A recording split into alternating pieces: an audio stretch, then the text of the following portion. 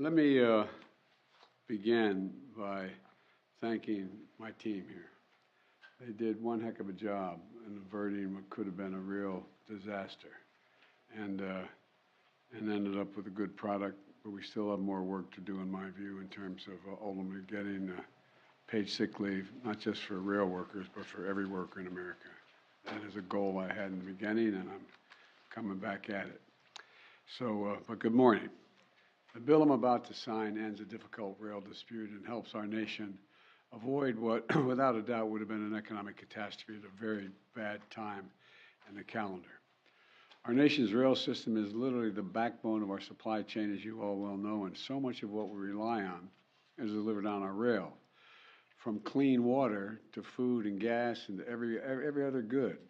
Rail shutdown would have devastated our economy. Without freight rail, many of the U.S. industries would literally shut down.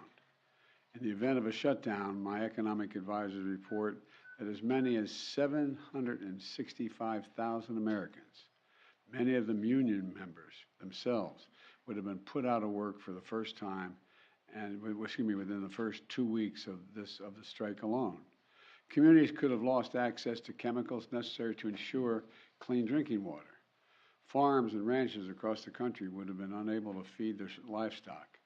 And thanks to the bill Congress passed, and one I'm about to sign, we've spared the country that catastrophe.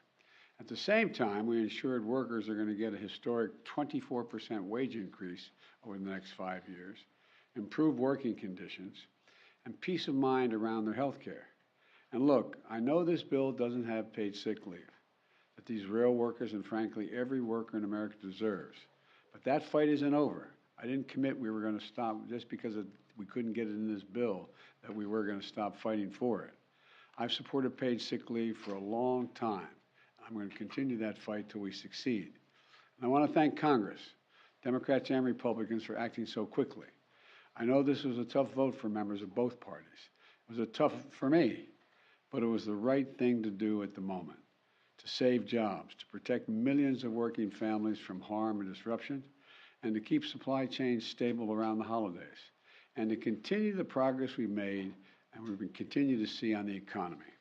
For months, you couldn't look anywhere without seeing headlines screaming, gas prices at the pump are up. But look, folks, gas prices are down, and you barely hear anything about it right now. They're continuing to go down, and there's a lot more that's going to happen. They're down more than $1.50 a gallon since the summer, and they continue to fall. And our economy continues to grow. The economic report, the GDP is up even more than it was previously thought. We continue to create jobs, lots of jobs.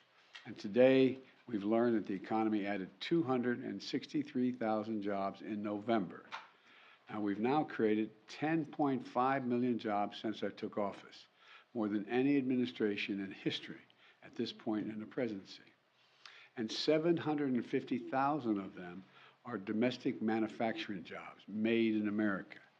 Unemployment rate remains near an all-time 50-year low, 3.7%. And wages for working families, I want to say this again, wages for working families, in fact, over the last couple months have gone up.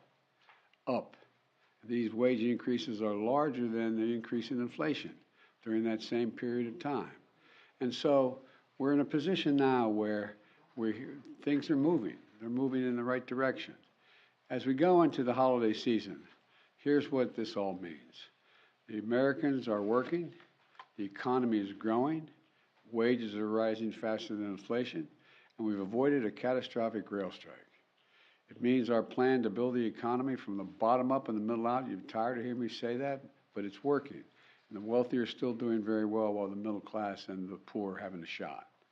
I want to thank Congress once again for being partners today, for averting this disaster and keeping our economy on a stable footing during the holiday season.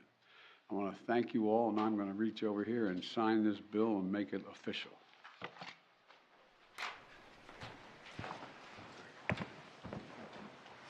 This is the House Joint Resolution 100.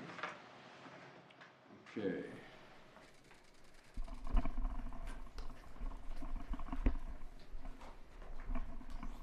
And by the way, I really can't emphasize enough how much I appreciate the team behind me. working with business and labor to get this done and avoid this, what otherwise is a really good bill lacking only one thing. And we're going to get that one thing done before it's all over. But anyway, thank you, thank you, thank you. Mr. President, Appreciate why are you going to Georgia to help Senator Warnock? I'm going to Georgia today to help Senator Warren, not to Georgia. I'm going to help Senator Warren today. I'm doing a major fundraiser up in Boston today for our next and continued Senate candidate and senator. Mr. President, how soon should rail workers expect sick days? Oil and refill the strategic reserves, Mr. As President? soon as I can convince our Republicans to see the light. And is it time for the U.S. government to step in to prevent the spread of hate speech? Thank you very much, everyone. Thank you.